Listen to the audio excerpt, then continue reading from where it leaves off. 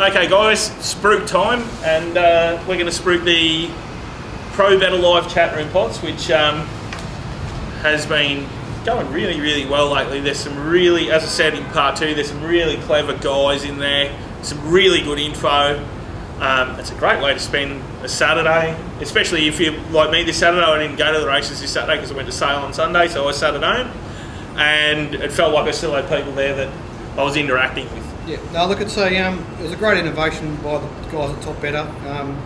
So it's evolved over the almost 1 year we've been doing it now. So It's been going that long. yeah, it was in. I We didn't realise kicked that. off the first one right at the end of February last year, Okay. early March. So basically, I'll just run through what people that don't know what it is, what it's all about, and what you get, and what you can expect if you do get involved.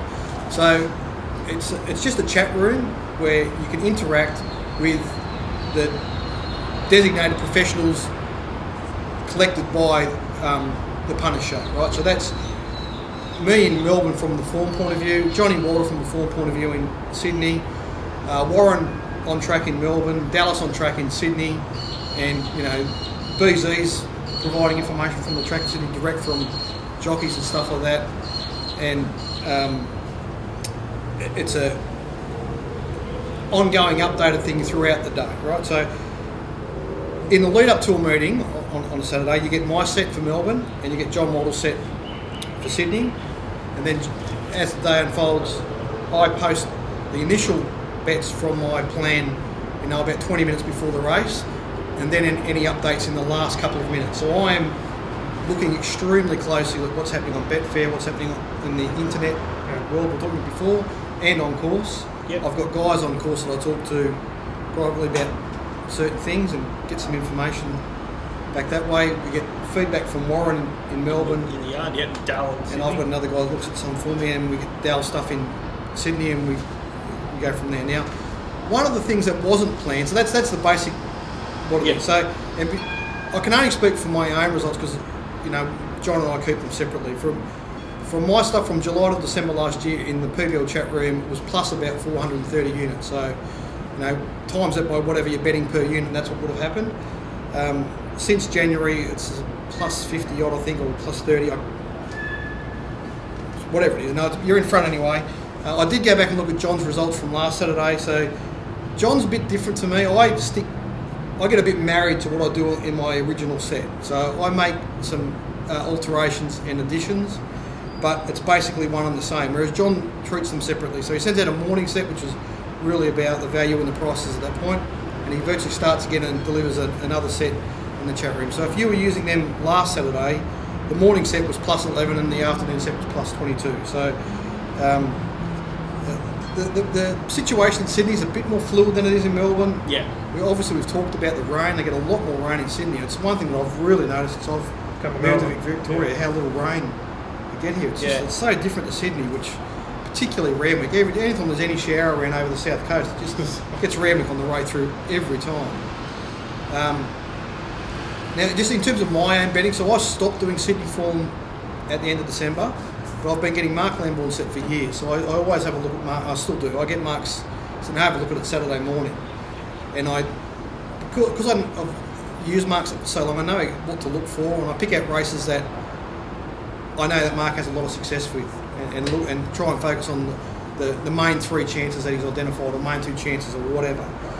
And then I'm going into the chat room, and I'm adding on top of Mark's assessment and price assessments, both Johnny's information and particularly Dallas's from the yard. But particularly races that I find with a real shorty in it. The information that Dallas is giving in Pro Betta Live from the yard, it's just outstanding, you know what I mean? There's a number of cases where I had a race that I was probably not going to bet in because the favourite's too short, and Dallas has potted the favourite, so I've laid it and backed the next 2 chances. Yeah. And my success rate of doing that, just from being in Pro Betta Live, is outstanding. It's been really profitable for me. So, there's lots of different ways you can use this information. Everyone's going to have their own way. We've got one subscriber that calls himself Place Addict. Bobby's a great guy. We haven't seen him for a couple of weeks, but he just likes betting the place, and he turns a good profit doing that. He's probably on a holiday. We've got a guy like Michael Thomas, who's a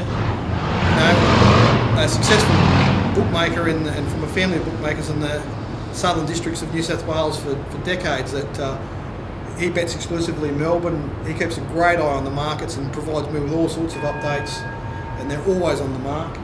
There's another guy that we've talked about previously that doesn't use his name in the chat room, but provides us great information on commissions that are about to arrive, and they're often on left field horses, and he is on the money every time.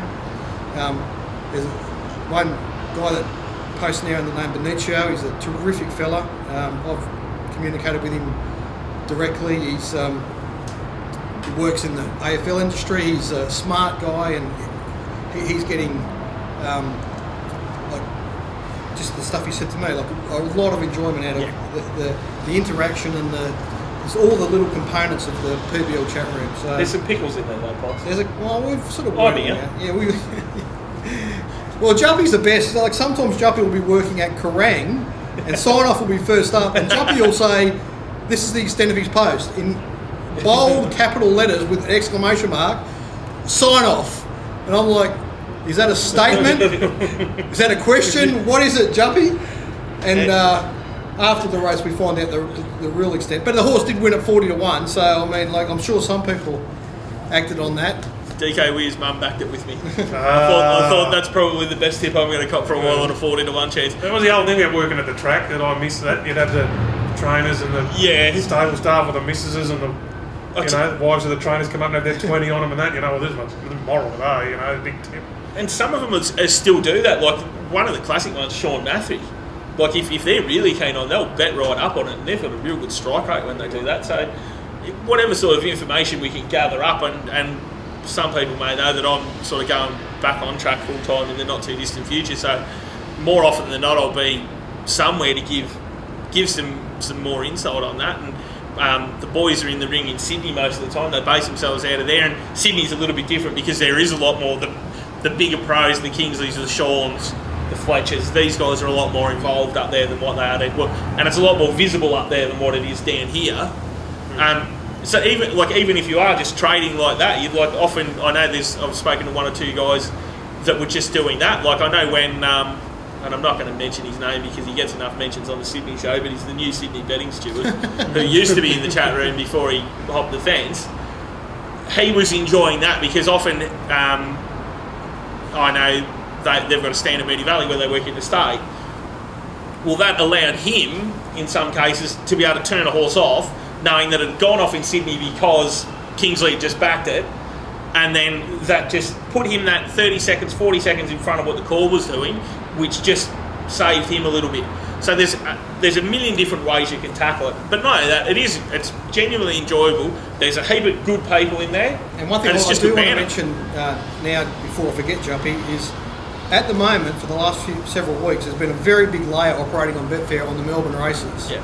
And I've been keeping a very close eye on it, and I've been providing that information to the chat room. So the horse he had a really big go out on Saturday was Cooner Ray. Just was putting it on in $15,000 lots late in betting. He come unstuck a couple of times today because he also laid tally. Yeah. There might have been another. Did he lay Toomey loose as well? Or was it one of the other shorter ones? No, he laid Hucklebuck in that race. But all the other goes on, so they were fairly moderate by this individual's standards, but he had an absolute crack at Cooner Ray. And like at one stage I checked the volume on the race, it was up to 740,000, and Cooner Ray accounted for almost 300,000 of it. Jeez. So that gives you an idea of what's occurring. So for guys that don't use my set and you're thinking about getting a scale, it's like an extra layer on it. So you'll get you can ask me questions about it, a horse I might have left out of my selections or whatever else, and I'll tell you exactly what my opinion is. I don't make huge changes to my set, but where there can be a big difference in the result from what's on the morning set and what's in PBL is if I've left a race or two off. Yeah. Because things can happen during betting the race that get me to a point where I'm prepared to bet on the race, and that's happened a few times, and often when I'm out of the race, we've found the winner of it. And not only that, it's also trying to fathom what's going to happen with Dan's favourite trainer too. Sometimes we're waiting to see what happens with some of the weir runners, and that can have a huge effect on the race. And often you do sort of have to pay the price a little bit. You might not get the top price, but it means you can chime in when you've got the signals that everything's. The betting will be intriguing on the Australian Guineas. He's going to have 3 runners, isn't he? Yeah. right in the market. Yeah, interesting. Anyway, that's a nuts. And that's a good point. The Australian Guineas Day would be an ideal time to jump on and hop into the chat room with us, because I'll be at the stunning meeting at Alexandra Picnics, and Potts will be in the bunker ready to bunk it down, and Dan will be in the bunker. Everyone will be focused and ready, and you can fire in it. It's also good if you're starting out, you can ask as many questions as you like. There'll be plenty of people there to help answer them for you. That's what my last word on Johnny Boulder. He's had good weeks the last 2 weeks. I know he had a really good day last Thursday with his tech service at Hawkesbury. So he's firing Johnny. He works incredibly hard.